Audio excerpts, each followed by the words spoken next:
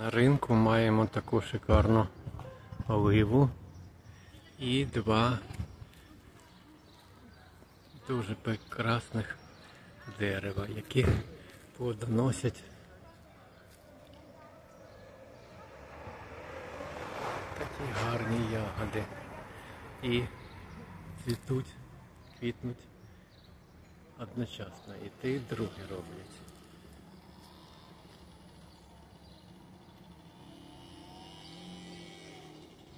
А от ще зелененьке.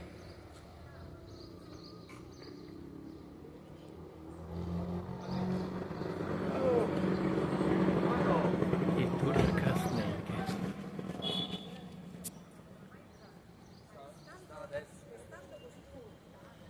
Як вам це здається?